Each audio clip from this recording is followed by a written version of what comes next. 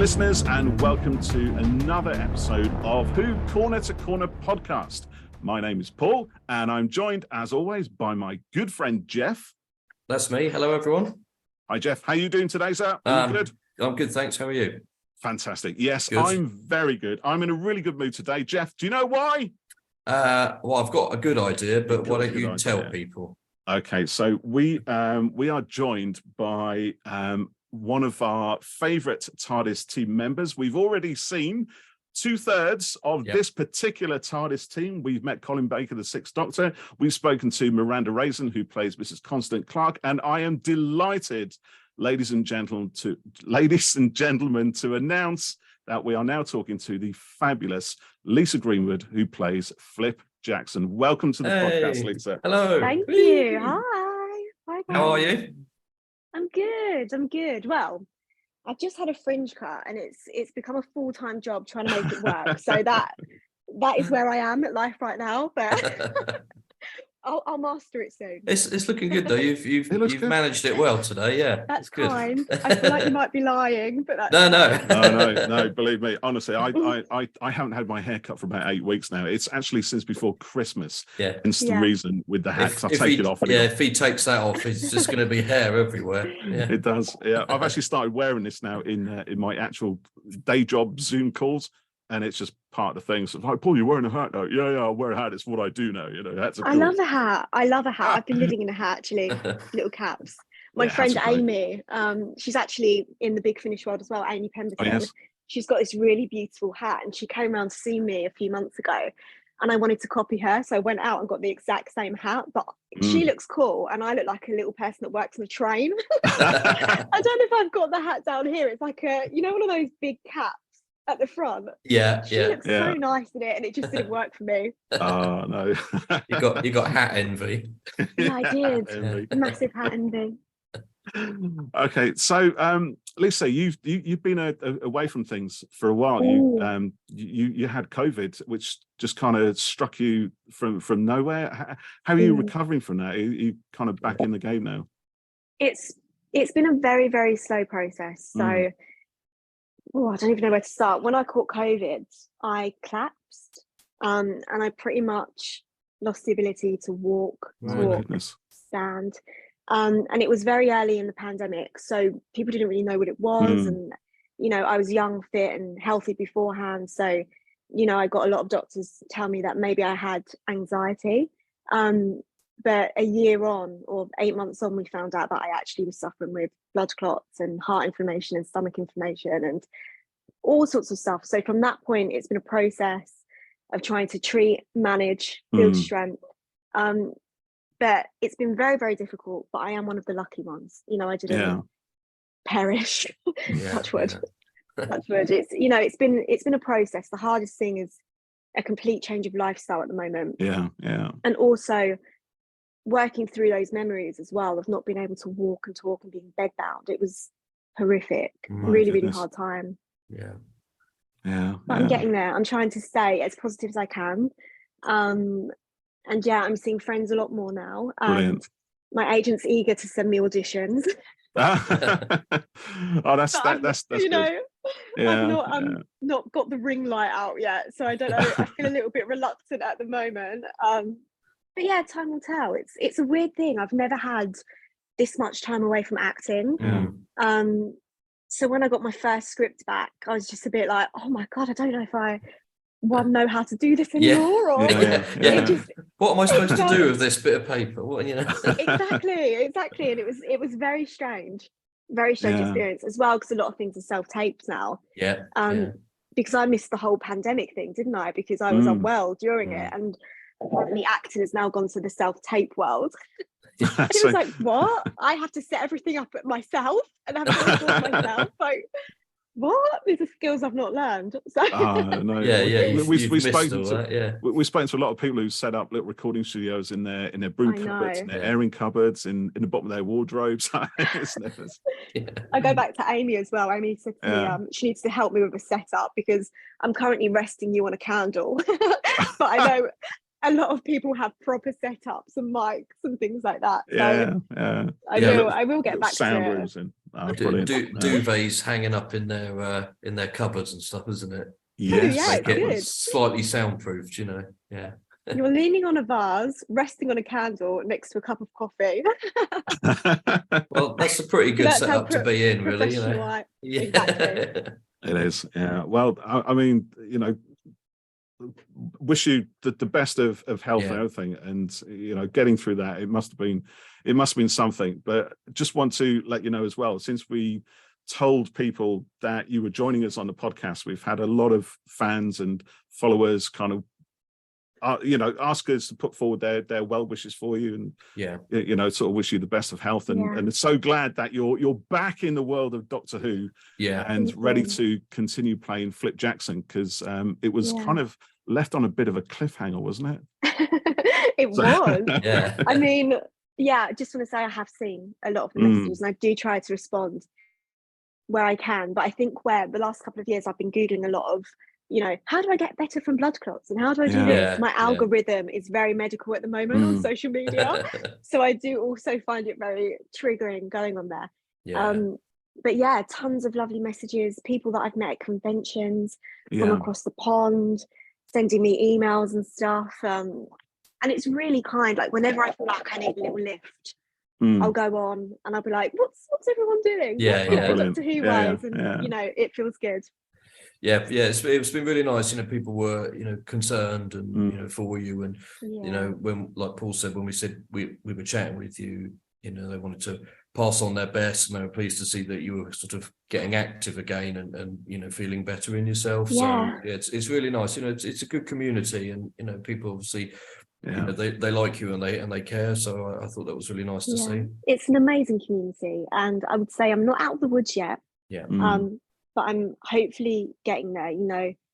Long COVID is very, very misunderstood at the moment, and the clotting issues is something people are struggling with to try and treat. But I feel like a lot of things are getting better, but one of the things I need to really improve on is my energy. My energy can sometimes feel a bit weak, and that's one reason why there has been talks about me coming back to play Flip. But I want to come back when I can give the full energy I can give to that character, because she is a very big character. And she gets a lot of lines. I don't get a break in that studio, guys. They work really hard. So I need to make sure that I have the energy, because I feel like I do a bad job, And I know that everyone at home won't see that. And they won't feel that. But you feel it. But you know in yourself. That's the perfectionism in me. And that's something that I really have had to try and work on, especially over getting ill, because I can't do things at the level that I'd want to do them, right? So I need to check that perfectionism. Because in acting as well, it can be quite detrimental to your performance and your mental health. If you feel like you never have done a good job, or you wish you could have done things better, but really no one else sees that. It's just the things you put on yourself. That's one of the things when you do something creative, isn't it?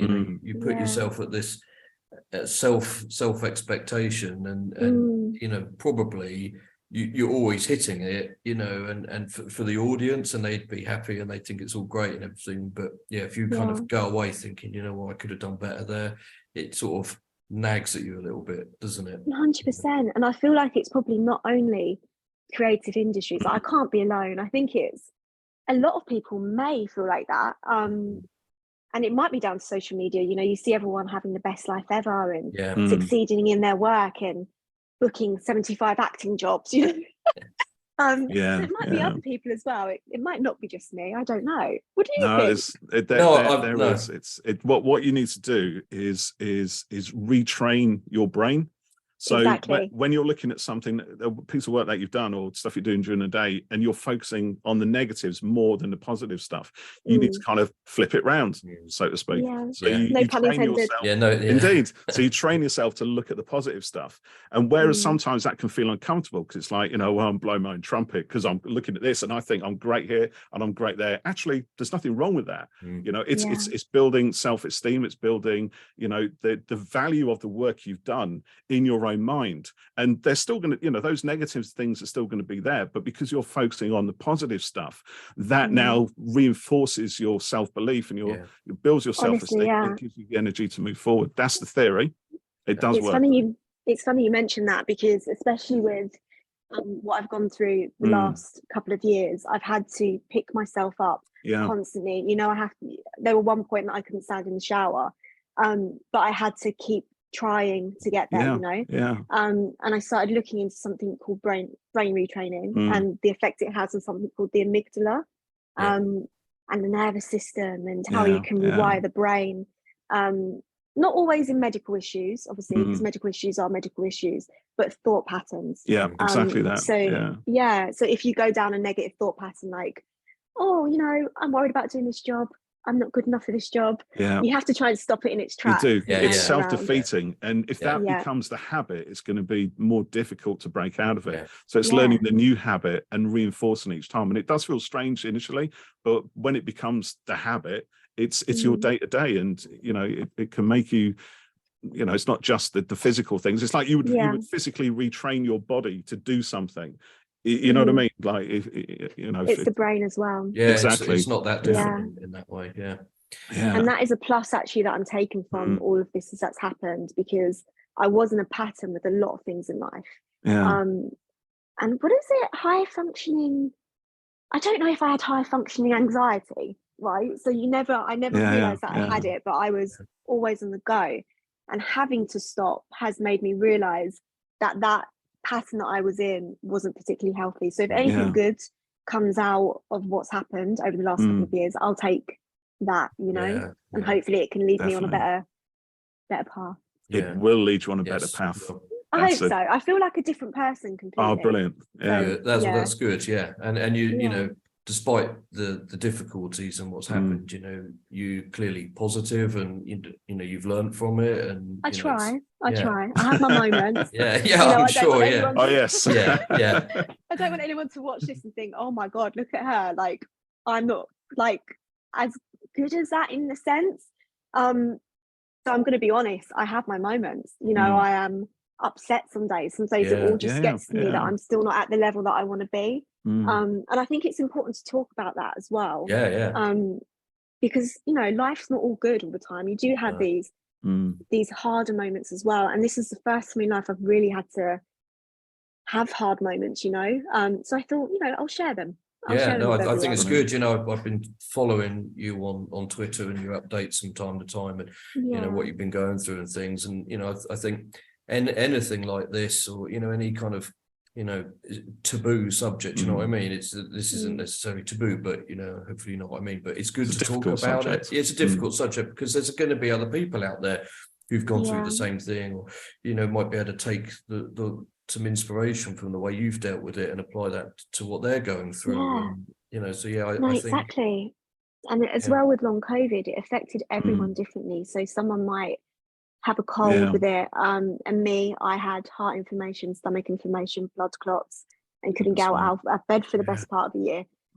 But I think it's good to break down those subjects to make people more aware of what can happen. And like I said, hopefully I'm going to keep striving to go upwards. I'm a long way from where I was, but I think it's important to talk about. Yeah, isn't it funny how differently it affected everyone? So like when I got it, so like one of my twin girls, she was 3.5 and she got it, absolutely wiped out. And then I got it at the same time, and I sort of had to keep blowing my nose and stuff. But then in the afternoons, I'd be absolutely exhausted, and I was like, this is ridiculous. I'm just sitting here with Ella watching TV, but I want to go to sleep. Like, I really need to do it. You're fighting it. Yeah. And then when my wife got it, I said, I don't understand. You don't seem to have any symptoms. She said, my legs are tingly.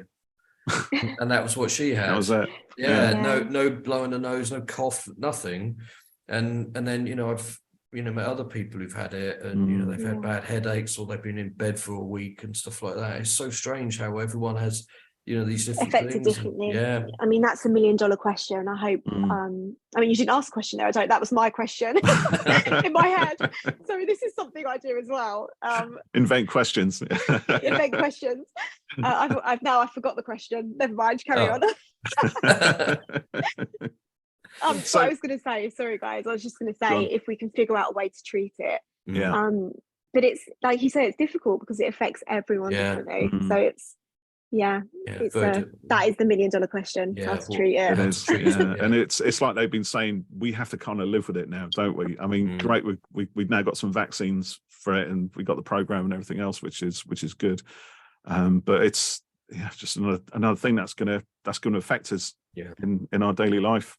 From on a scale that ranges from almost 0 to like 1 million, and it's where in that scale are you going to be? You just don't know until it hits. But shall we talk about Doctor Who? Move on to a happier subject. So of course, thanks for sharing that. Yeah, thank you.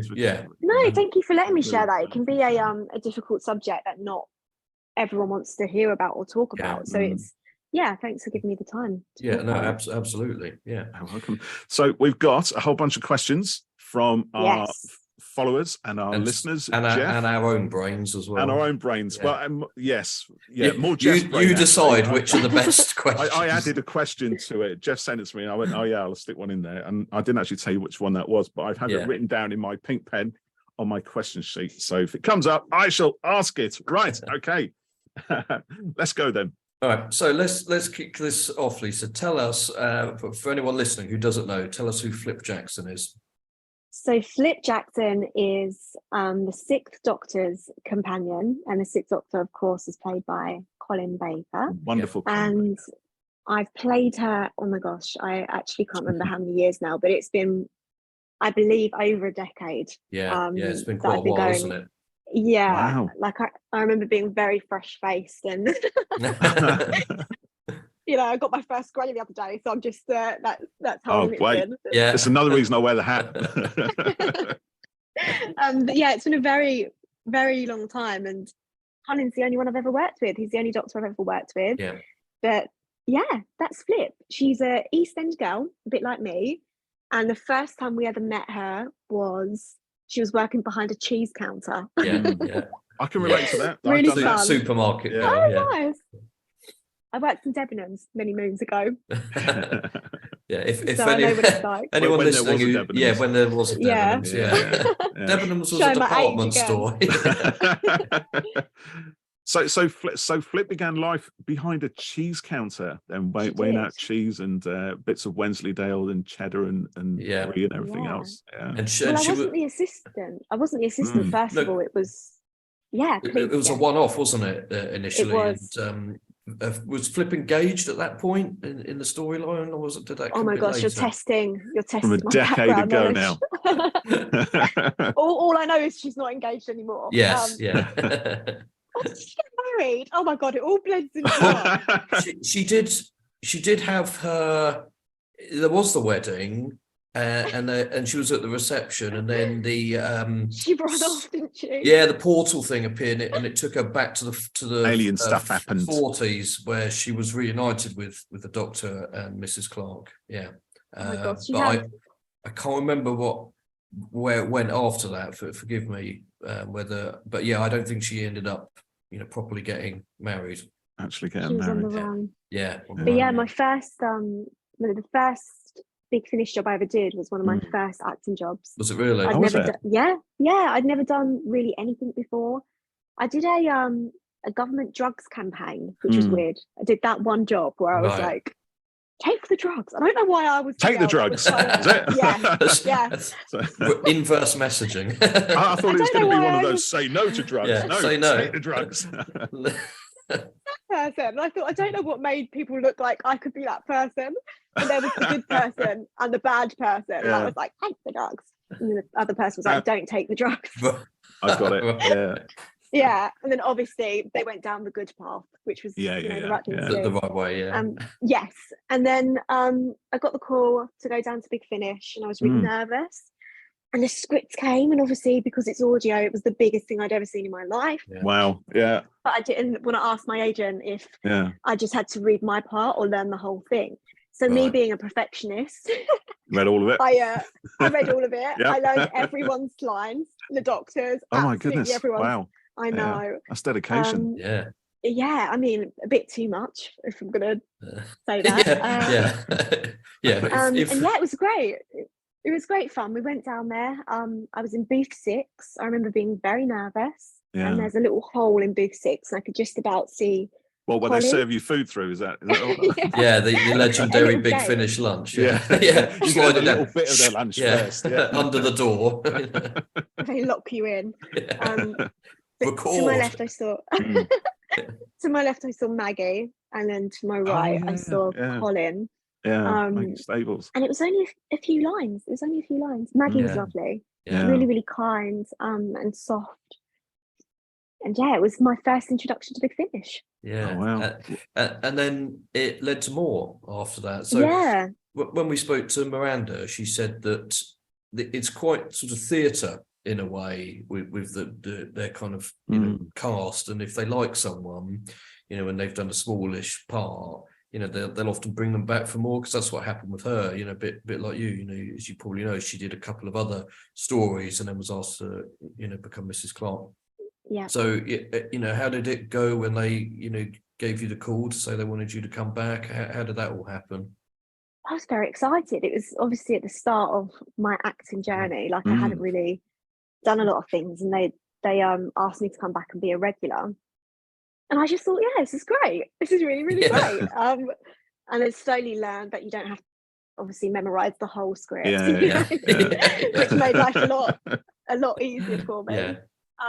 But I got put into booth 1, and to the left of me was Colin, and to the right of me was the production team, the directors. So it became more of a collaborative approach. You know, I could act off Colin, get the notes from the directors, and that was the difference, I think, the main difference. And what a lovely thing for you as an actress to, you know, have done that kind of small role and have impressed them that much that, you know, that they asked you to come back and be a regular. You know, it's the kind of thing like, you know, any actor, you know, wants, isn't it, to get a recurring role, or like, you know, for me as a you know, regular income, Jeff. Yeah, to be, you know, as a videographer, that's to get what we all need. Repeat jobs and stuff, you know. So yes, I think that's fantastic that you know, they asked you back like that.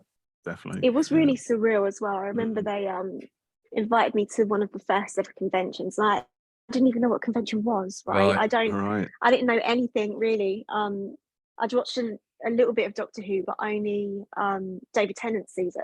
So I'd never seen anything really before that. Right. And I remember I was waiting behind the doors. I had no idea what was going on. And it might have been Jason, hey Gallery. And she said something like, "Welcome, Lisa Greenwood." And I opened the door, and there was like loads of people there, and they started clapping, and I had to walk down the centre of this aisle. It's happening. Was it quite nervous then? Was it like, did you expect that? I don't think I had time to be nervous. I was just mega confused. Probably a bit of a deer in headlights moment. Just like, what? Like I didn't realise I was going to be on stage having a chat with everyone, and I thought I was there just to wave, you know. It's brought me to wave, wave in the background, but no, it was a shock to the system. Oh wow. So when you started, you know, playing Flip, like you said, you hadn't really watched much Who. So did that make it easier in some ways for you to not have a sort of, you know, like imagine if Paul or I went in to do it, like I think that's Paul's dream to do Big Finish with his voice range, but to go in and oh my God, you know, it's the Sixth Doctor, you know, you'd be quite nervous. So did you not have that, you know? I didn't have any nerves, but I've never really been nervous around actors and things like that. Interestingly, the only person I've ever got nervous around was, I've forgotten her name. What the hell? She's my favourite actresses from only we'll come back to it. Okay. Ab Fab. Jennifer Saunders. She's my favourite person in the whole world. She's the only person I ever got a bit starstruck around. But yeah, it was good not having all that background knowledge and how huge the show was, because I think it could have got in my head at the time. So I just felt very free with it. It was very exciting. The scripts were brilliantly written. So you see them in your head, you know what I mean? So you don't have to worry about even acting. Because it's all in the voice, and yeah, I didn't feel very nervous at all, really. Oh, that's good. And how was it, or how is it working with Colin? When we chatted to him on the podcast, he was absolutely brilliant. He was. He did the show intro for us because Paul, you stumbled slightly, didn't you? See, when you're talking about nerves there, I was thinking about Colin when we had him on the podcast, and I think that was the first time I really felt nervous, because I'm talking to the doctor. The doctor that I kind of grew up with way back because I'm that old, right? So, he really is. And it's a weird thing where sometimes the fictional persona can become so huge and so massive that it kind of does overshadow something. And I hadn't expected it, actually, to sort of, I mean, I stumbled my words anyway, but I hadn't expected to feel quite so nervous. And then Colin put me straight at ease by saying, I hate nervous people. Yeah. So I'm like, oh, thanks, Colin. and he was just brilliant to chat with. Jesus, laugh, wasn't he, mate? Is that a laugh, innit? You know what I mean? And we talked for longer than we kind of thought we would. We had a really good time. So he's a talker. He's a talker. You get some good conversations out of Colin. Which is great for a podcast. It was really good. What we don't want is a non-talker. So how are you getting on there with your latest project? That's all right. Yeah, it's good. Yeah. We've never had that, when Colin's arrived, you hear him before you see him. I can imagine. He's got actually kind of like all the doctors, really. He's got quite an identifiable voice, isn't he? It's a brilliant. It's wonderful. It's a brilliant voice for radio. It's so. Like, it just fills the room. That's what you want. A little bit gravelly as well. It's got a nice tone to it. So, since you got the role of Flip, have you watched much Doctor Who? Did you kind of catch I up went with through a stage. Yeah, definitely. So obviously, when I got the role, I was watching it quite religiously. And then I've stopped way back, to be honest. That I think you're going to be shocked, but the last season that I may have watched was Peter Capaldi. Okay. Now, so we're a few episodes in. Now, I've got a reason for the last 2 years. I've not really been watching anything. We'll let you off there. Apart from things that I've watched before, which is really, really weird, but I read somewhere that it brings up your dopamine levels. Oh yes, yeah. I just read an article, so I'm like religiously watching Buffy. Going around pretending I'm some sort of vampire slayer.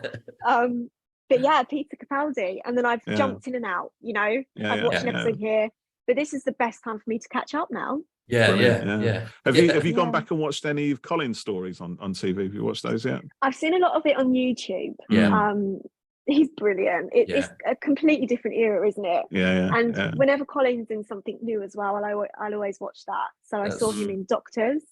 Oh yes, I think I watched him on Pointless when it came out. Oh, I didn't see that, actually. I would have liked to see that. Yeah. He did towards the end of last year. He did a theatre tour for like a Sherlock Holmes. A radio play version of Hound of the Baskervilles. So we got invited, didn't we, Paul? You couldn't make it to any of the shows that were near you. But you keep bringing that up, Jeff. Yeah. So I went, Paul didn't, and unfortunately didn't get to go and see him or anything. But it was great. It was kind of like Big Finish live in a way, really. They had someone making sound effects, and they all got up and did their bits on the mic and stuff. So it was really good. Yeah, it was good. No, I couldn't have asked for a better person to be paired with. That's great. I was very new into it, and he's very experienced in that world. So to have and be under someone's wing like Colin, I think was a great opportunity for me. So like we said earlier, things with Flip were sort of left in a bit of a cliffhanger, weren't they? Kind of off screen, off air. So do you know if there's plans for you to? That's what the other big question is. When might you come back? And do you know what's going on? And I mean, like I said, I've had a few messages from the team saying you have to come back and do a bit. Would you like to come into the studio? And it just has to be at a point where I feel like I'm ready to be on my feet and to give that much energy. But as well, we can do a setup at home. That's a great thing about audio. So we can make it work. And I know they're probably itching to get a script out, and I am as well. So watch this space. Yeah, great. I love the genuinely you three are my favourite kind of Big Finish team, and I love the the relationship you have with Constance, the way Flip calls her Connie, and she's like, Mrs. Clarke. It's a nice counterpoint, isn't it? Yeah. To that kind of 1940s, slightly middle to upper class kind of received pronunciation, and very proper in her values. I mean, she's a great heroine, but she's also she maintains her status. Yes, it's well, Mrs. Clarke the whole time, but she obviously likes Flip, and Flip's like, I don't care about any of that. Exactly, bang, bang, bang, straight out there. Don't know, straight through. I know, she's a bit full on. Like, I imagine what it's like being Flip's friend. I couldn't keep up. I feel like you need good health insurance being Flip's friend. Like, you'd get into some really tricky situation. I could imagine her Saturday night out would involve climbing walls and doing crazy stuff. Crazy stuff. Yeah, there'd be a lot of crazy stuff. I must admit, actually, because I've only recently I've been sort of in and out of Big Finish for many years since they started. But I kind of lost the way a little bit with the sort of month, with all the releases that were coming through. And Jeff actually got me back into the Colin Baker range, and specifically the stories with you and Miranda Raisin as well. And I must say, they are very, very good. Yeah, they are really good. It's astonishingly good. So what I want to do now is actually go back to the start of Flip Story, because I've listened to them piecemeal. So I don't know if they particularly follow on one from the other, if there's like an ongoing story. Yeah, there's not so much an ongoing story, but there is. So you can just kind of dip in. Yeah, the characters have kind of arcs, don't they? We have a plane going across. I don't know if you can hear that. We can't hear that. We've never known it was there unless now that you mentioned it, we're listening for it. Oh no, it sounds like the loudest plane ever. That's right, actually. I get military planes over here. They could be really bad. So hang on to everything. Whoa! So we have been very blessed with the writers. Obviously Johnny's done a lot for us. He created Flip. I always enjoy Chris Chapman, Matt Fitton. Like, we really, I don't want to miss anyone out, to be honest. But there's a few great writers. They got a good pool of talent there. Yeah, they really do. So I've got a couple of questions here from one from Twitter and one from Gallifrey Base, which is Big Doctor Who forum that you might have heard of. So at vinyl_librarian on Twitter asks, what other Doctor would you love to have Flip play opposite? Ooh. Oh my gosh, that's a tough one. Because I've actually met a few of them and had some really great memories with a lot of them. Oh gosh, actually. Oh no, it's a tough question. One who I think is great is Sylvester McCoy. Love Sylvester. Just because I love him as a person, right? I think he's a really fun person. I can tell you a funny story, actually, how I kind of first met Sylvester. Please, we was doing a convention abroad somewhere, and there was like a typical American bar, right? And so I ended up walking into the bar and I saw Sylvester up there on the bar, and I was like, hey, you're right. And he was like, yeah, sit down, let's have a drink. So I was like, okay. Bearing in mind, I'm not a big drinker. I drink, with a posh steak, I have a lemonade. Like, I'm not a red wine type of girl. And he gets me a whiskey, right? And I've never drunk whiskey in my life, right? But it's I'm trying to play it cool. Quite strong, I'd say that's my I'm story. trying to play it cool because he's Scottish. I'm half Scottish. I'm like, if you can do it, I can do it. I've got it in me to drink whiskey. Anyway, it burnt my nose hairs, my esophagus. It felt like it burnt my entire stomach, and I couldn't finish it off. And then he picked it up and finished it off. Off it goes. And after that, we were friends the whole convention. Oh, fantastic. Oh my god, I've got another story as well. Please Do you want to hear share. it? Of course. So we went to the House of Blues, which is a fancy restaurant in America where they play like really blues music and jazz. And oh, sweet. And before I knew it, I turned round and Sylvester was on stage, right? Just randomly on stage. He's there. Well, there's a stage. I'm going for it. Exactly. Brilliant. And he was up there with like the saxophone player and the singers, and he was swinging his walking cane around his head. Was he? Oh my goodness. It's always a fun night out with Sylvester. I can imagine.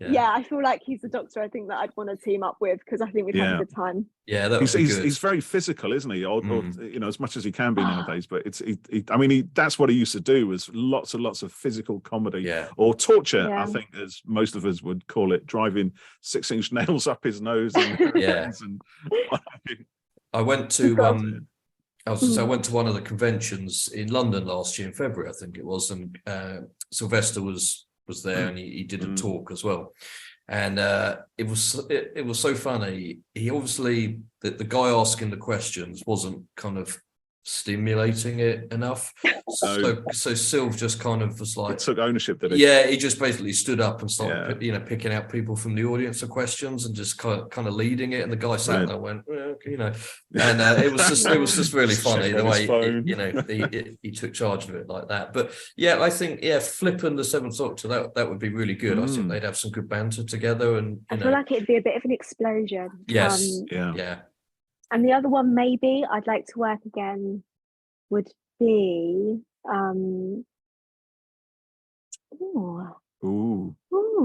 Peter Capaldi. Yeah. Oh, of course. Yeah. I've worked with him in the past, and I just thought he was an incredible actor. It was on a show many moons ago called The Hour, and he gave me some amazing acting tips that I've never really forgotten. And he also had this incredible talent of rocking up to set and learning his lines on the day. Really? Now, I don't know how you do that. No. But he'd take the lines, he'd learn them, and it'd be like the best performance ever. He's so talented, he's so composed, and it was just before he got Doctor Who, actually, that we worked together. Oh wow! Yeah, we're waiting for him to join Big Finish. He hasn't done it yet. Hey, he's got to come on our podcast first, mate. Yeah. Have to drop his agent an email. Yeah. So I've got a question from Cicero123 on Gallifrey Base, who says, "What has been your favourite story that you've done for Big Finish?" There's a question. I feel like it's always the same one. But I really, really enjoyed it, and it was called The Middle. Yeah. I think it was by Chris Chapman, but I'd have to go back and double check. And it was just this idea of that the young live on this planet called Formica, and they have fun and they do whatever they want and they have no responsibility. But when they get old, they get shoved off to work and to die. It was it was a really weird storyline, but it was the one that I thought could transition over to TV. Right.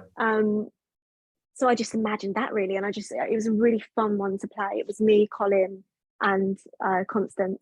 Yeah. So it was really good fun, that one. Brilliant. So Paul, have you got any more Doctor Who related questions? I do. Sorry, okay. I was just checking who did write that. It was Chris Chapman. You're quite right. Yes, we did a little fact check over on my other screen. So what sort of preparation do you do? Any sort of preparation processes for getting into the zone of Flip, for changing from Lisa to Flip?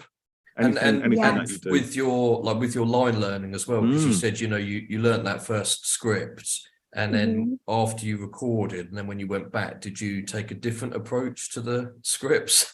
Yeah, definitely. So what I would normally do now is I read through the whole script, but any scene that I'm not in, I would take out and put to the side. I'd still take it with me, but I only have my scenes.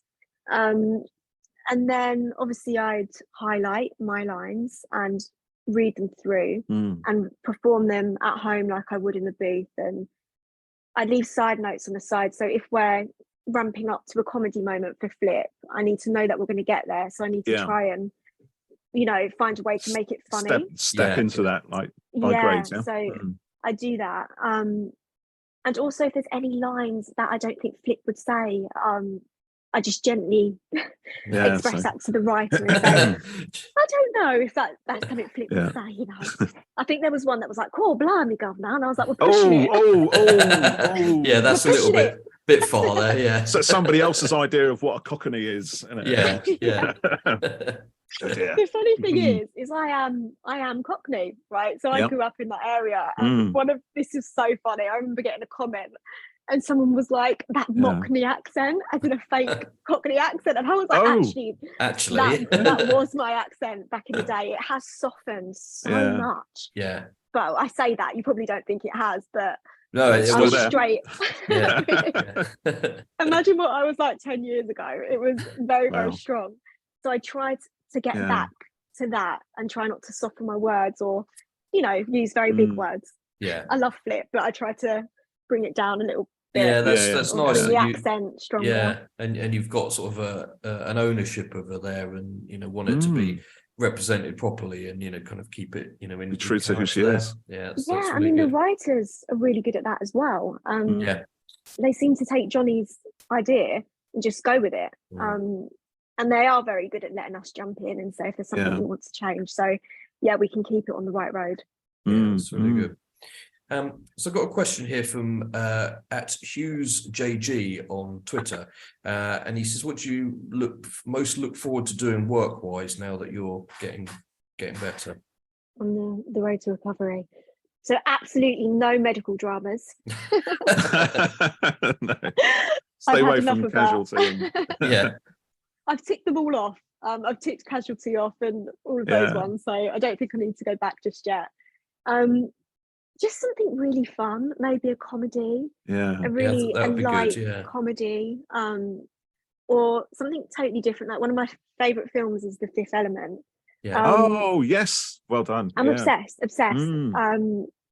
So something, like that would be really fun. Just totally different. Kind of wacky, surreal, almost. Yes. Just totally OTT even, isn't it? I think. Definitely. Maybe down those two routes. But nothing too true life, nothing too medical, nothing too sad. Just I'm sure I'll go back to that. But not immediately. Yeah. I mean, obviously we're this is a podcast based on a sci-fi show because we love it, and we do like our sort of fantasy and sci-fi stuff as well. Do we not, Jeff? We do indeed. Yeah. But I love the real world stuff as well. I've got all my classics over there, and the rest of it is all the sci-fi stuff. But I kind of think that if it wasn't for all this sci-fi stuff, I think sometimes we just need that outlet in whatever way it manifests, and for some people it's different things. And I do get kind of annoyed when a lot of people in certain industries sort of look down on this sort of stuff. Well, it's not highbrow, it's it's not Dickens and it's not Shakespeare. I think it doesn't have to be, but it's important.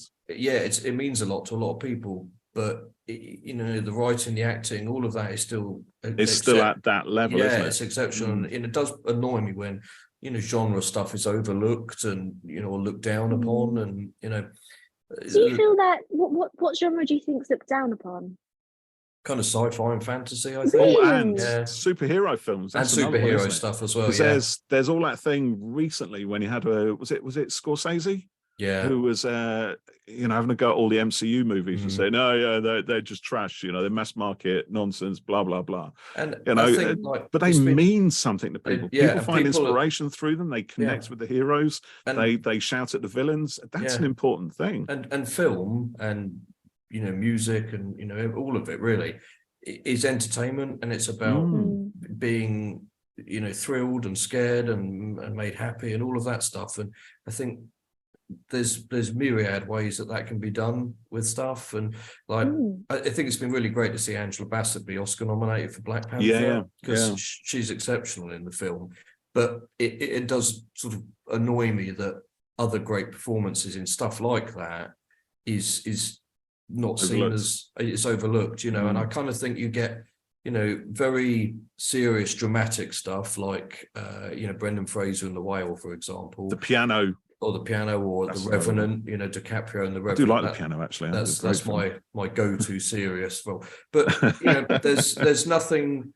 It's a different sort of slightly lighter, acting that you get in fantasy and sci-fi and stuff like that. But I don't think it's any less than like the piano or something like that. It's just different, do you know what I mean? But it's always looked down on. Like my bugbear is that always set him off now. Yeah. Get your cup of tea and Lisa. All right. Sorry, Jeff. I've got a tea and a coffee. Well, you're going to need them. But, like no one in the in Avatar was nominated at any of the stews, and there's no hopes now.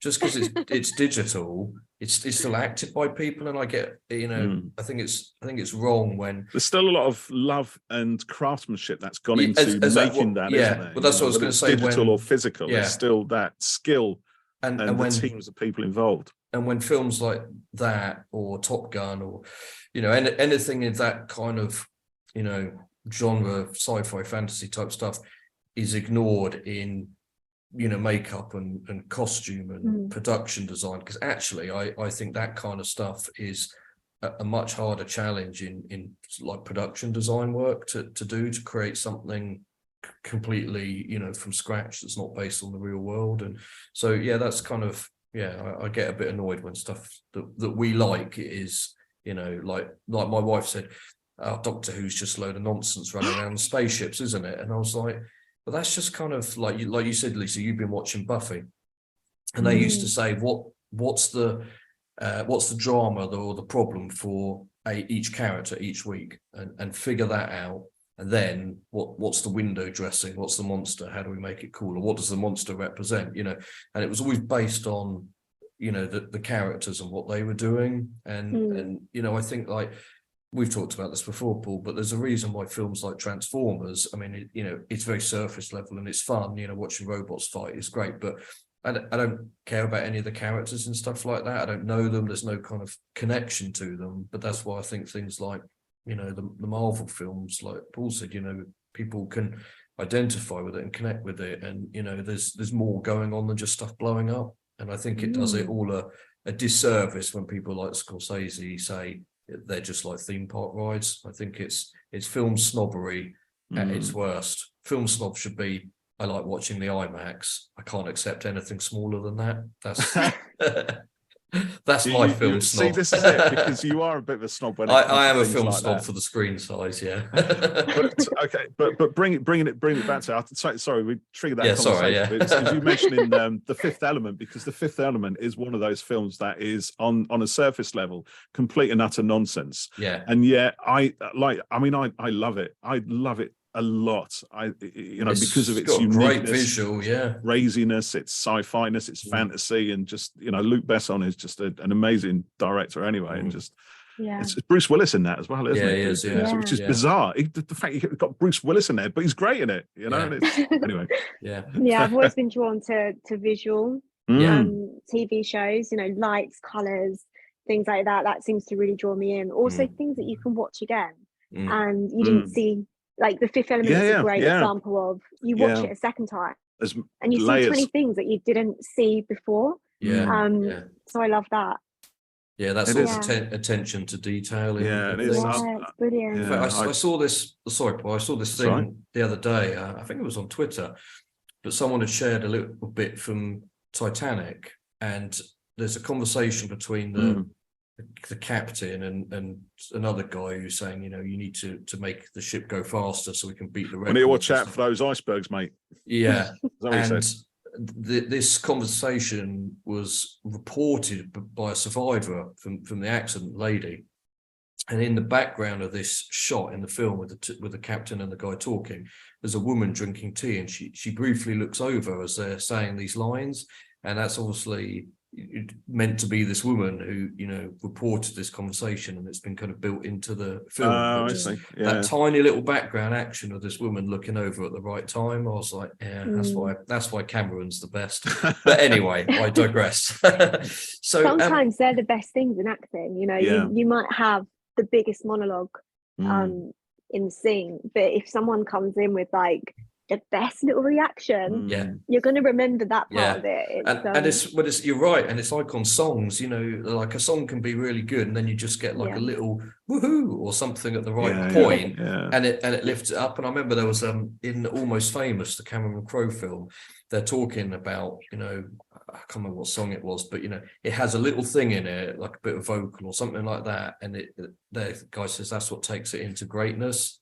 And like, I love those little bit, like someone will go, hey, in a song, do you know what I mean? It's just a little thing that it just a bit of fun that kind of lifts something up a little bit, so I always like listening out for stuff like that. So here's a question, right? So I'm just going to throw this one in there. It's kind of to both of you, actually, because Jeff, you are a director, you work with actors. Lisa, you are an actor, you work with directors, right? So what do you prefer? Do you prefer the kind of, people to be, or your characters when they're being acted to be more naturalistic, more, more recognizable human, or do you prefer this sort of the veering towards fantasy to go like a little bit OTT, to maybe dive into something a bit more melodramatic? What do you think? I'll let you go first, Lisa. I think it's all. It's not a trick question. It's. I would say it's all to do with the context in which you're acting in. It depends what show you're acting in. If you were to go into something like, I don't know, Happy Valley, that's what it's called, isn't it? Happy Valley, and be this very like dramatic character. Yeah, you're gonna be like, that person's a terrible actor. It doesn't fit in with that. It doesn't. Yeah. But if you was gonna be in, say, a dramatic show, like, I'm trying to think, maybe one of the Marvel films where they're all, very theatrical. If you was a very small character and the people say that doesn't fit in, so it depends what context. But personally, I do like the naturalistic roles. Right. I feel like I sit better there, but when I come out of hibernation, maybe I'll who knows, bring the drama. Indeed. We all love a bit of drama. I agree.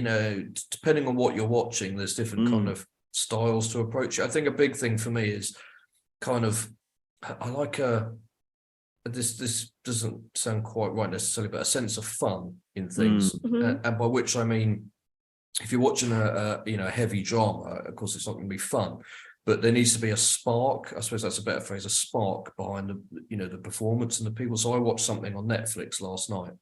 I'd seen the trailer for it and I thought, oh, that looks great.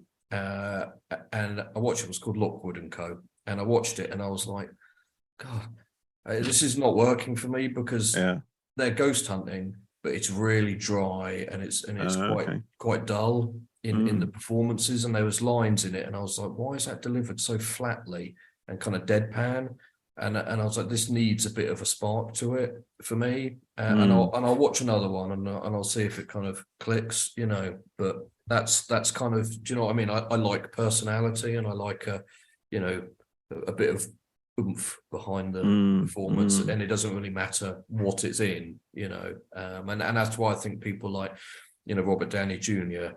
Are successful and popular, because there's so much life in the performances, because I mean, Tony Stark is quite a melodramatic character. He's a dramatic character. He loves the drama, but it's built into the character, and he still keeps grounded. So actually, you're right. He's got that thing where he can do both of those in the same performance. Sorry, we're going way off now, aren't we? We're talking about Marvel stuff. No, I'm enjoying it. Well, we should talk about you.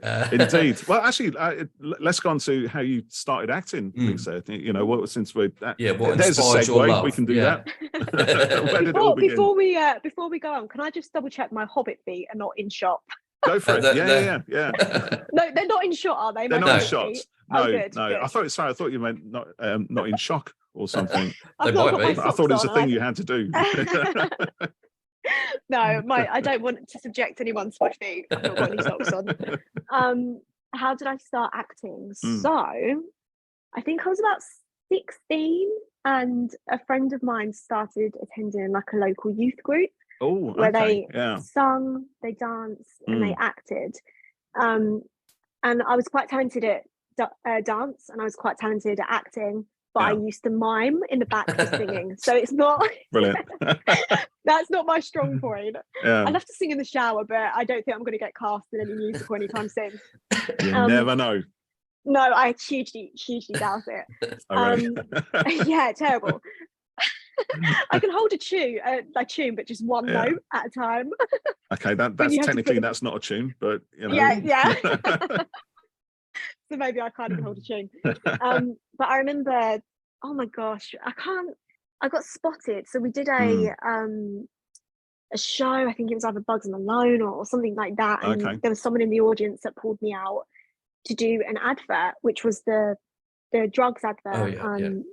And then the Sony advert. And then from there, I took a break really. And the next time I decided to do some acting was when I was hitting early 20s, right? So I just left college and I had no credits behind me, to be honest, but I started writing out to all the agents and I got nothing back.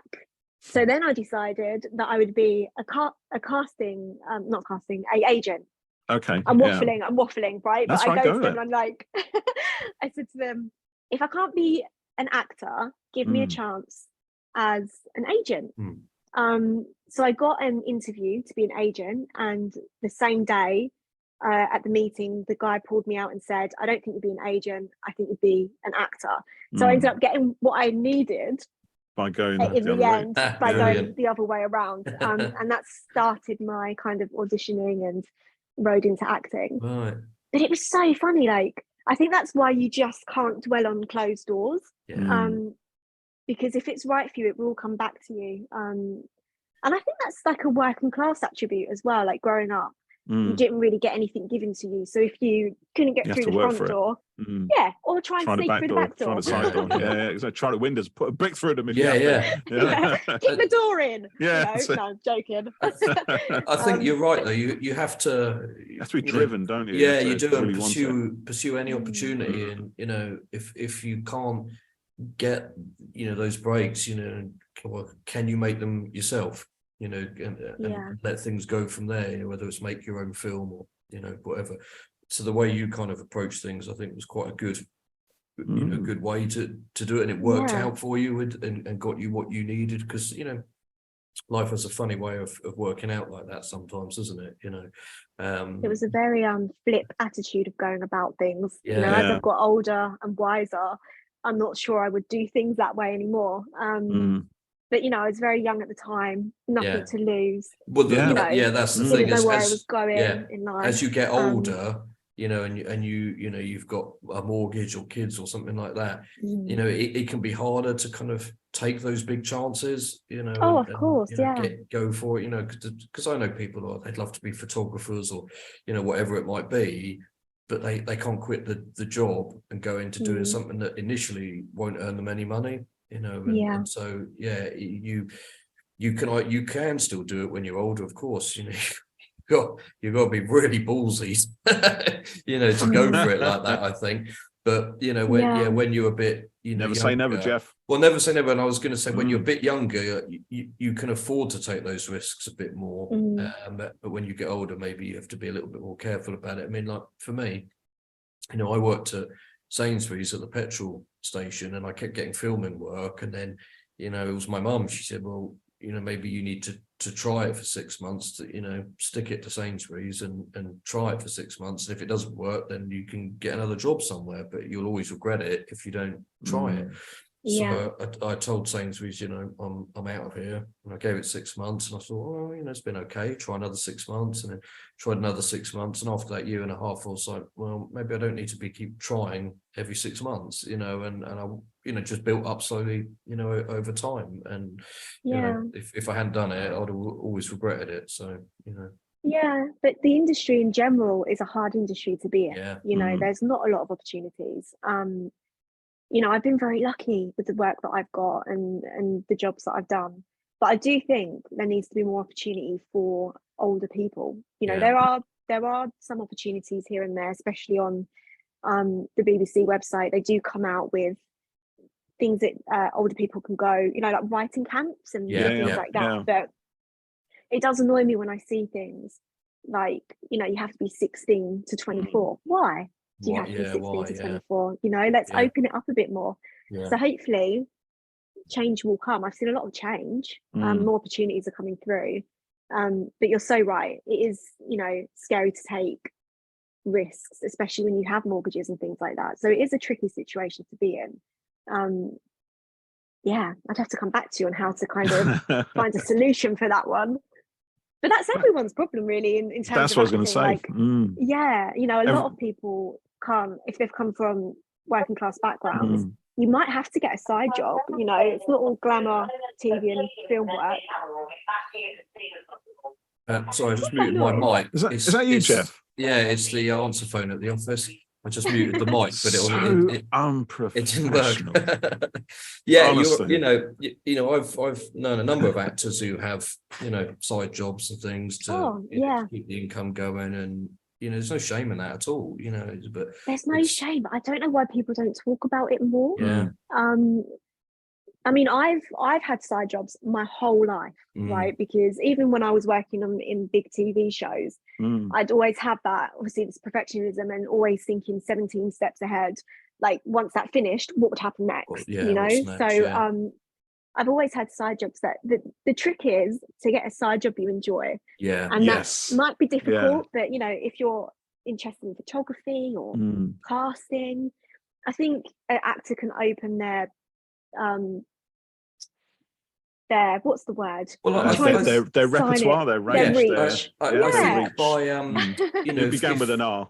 Yeah, you know, if you can present as well, then that gives you more options. And if you could, you know, live host events, then there's that option. So do you know what I mean? So like, the more avenues you can go down related to the acting, I think the greater the chance you've got of working more. You know. Yeah, I mean, an agent said to me many years ago, that if you talk about doing other things, you're not seen as a professional actor, and I hated that. Yeah, and I remember that sat with me. I remember it sat with me, and I thought, I don't think that's right, you know, because like you said, as you go on in life, say if you've learned directing skills and casting skills and things like that, one door will eventually open. It might not be the door that you originally thought you was going to go down, but it might lead you back to it, you know. Yeah. Well, I've excuse me, got a cough. No, right. Edit that. That's a bit of a frog in my throat going on there. You know, it just came there. I was going to say, in my day job, I've employed quite a few free actors, like to do which may sound weird, mystery shopping, where they go into a shop, pretend to be a customer, evaluate certain things that being asked to look at, have a conversation, remember it, record it, whatever, and then write reports on it and stuff like that. And you think, well, that's pretty dope. I mean, it's not for everybody, right? But one of my recent guys, and I didn't know this, I didn't actually know he was an actor. He just said, I've done loads of mystery shopping before. And he was really, really good at it. And I got him to do quite a few more of them because he's so reliable. And I was having a chat with him, and he said, it's like you're being a different personality each time. That's where I get a bit of fun out of it. So, you know, I'm gonna, you know, I look at the brief, what I need to go through, and I'm gonna be this person. And he embodies that person, and you know, does all the acting stuff. And he said it keeps the skills fresh. And it turns out he's been a Cyberman quite a few times, which I didn't realize until you know, I saw his Twitter, and he's got a picture of himself as a Cyberman. I'm like, dude, is that you? He's like, yeah, I've been a Cyberman. He goes, well, you never told me you were in Doctor Who. He goes, well, I don't tell everybody. I said, you should have told me. That's how he should lead. Doctor Who fan. You didn't tell me you were a Cyberman, for crying out loud. Honestly, just a little story I throw it in there, you know. There you go. But yes, it does, because I think also doing different things must help you as an actor. Like you said, extend your range, you know, give you the sort of knowledge you need to think, okay, when I'm acting that scene, it's a bit like when I did that mystery shop or whatever it is, you know, and I talk to that person there. It gives you more stuff that you can that can fuel the actorly ability. Surely I think it's important to know that you're more than just an actor. Yes. I think sometimes you, like, who other in like their jobs get swept up, like, say if you're an accountant, right? I don't know if that accountant would go home and be like accountant. You probably switch off when you get home, right? But with acting, there seems to be this thing where it's part of your identity. Constance. Absolutely. You're absorbing the fuel. So I think it's good just to remind yourself that you are more than, you know, Yeah. You might be a fantastic mother. You might be an amazing chef. You know, it doesn't have to be things that you're good, like not good at, because you are a good mother and a good chef, but you know, other jobs. Yes, just be parts of your character. Just to remind yourself that you're more than that's a good just point. your job. Yeah, I like that. I think that's a great attitude. Yeah, I do like that a lot. That leads quite nicely into this question. So tell us about the positive stories that you've been doing on TikTok. Positive stories? Yeah, is that what you've called them? Yeah, I started these positive stories. So I'm just gathering some extra knowledge. But I just found it interesting reading about people that were not very known and telling their story. That's basically what it's all about. You know, I did one about this lady who she ended up saving like thousands of Jewish children, right? And she got tortured and she never like told anyone what was going on and never gave any names and stuff like that. And she lived till she was 98, and her story's amazing. So I thought I'd share kind of positive stories like that on TikTok, and because I enjoy it. I enjoy reading up about history. But I think we need, more positive stuff. Absolutely. There's enough of the other type of stuff out there. So quick, give a plug for your TikTok handle. Oh my gosh, I don't even know the name. I just do it for fun. He threw that one in there, Lisa, didn't he? Just no preparation on that. Just put it straight in there. Like, ninja question. Oh my gosh, like you can tell I'm just doing it for fun. Do you know what I mean? It's not, I'll have to get back to you with the TikTok. We can find it. Let us know. Yeah. You've shared stuff on your Twitter as well, haven't you? Yeah. So I've got a question from John Cole on Facebook here. Is there any actor that you'd love to work with? Ooh, any actor? I mean, Jennifer we Saunders, talked about the course. doctors, didn't we? Yeah. So we did. We've done those. Can't choose them again. Jennifer Saunders. I think she's incredible. Helena Bonham Carter. I think she's great. Yes.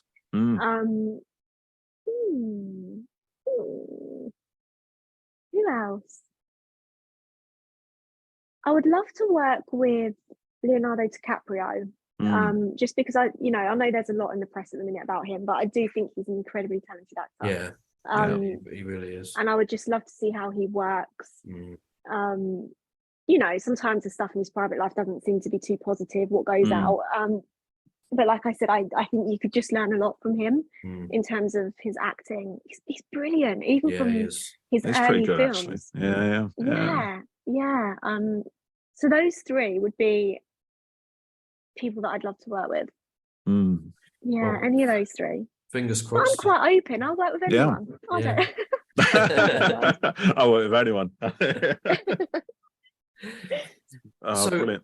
What's next for you then, Lisa? Obviously, getting better, recovering, but is that so? I guess for the foreseeable future, the immediate future, that's the focus. So it's kind of, I think this has been a chapter of my life where I'm really focusing on me and how I look at things in life, and like you say, retraining my brain to kind of look at things differently.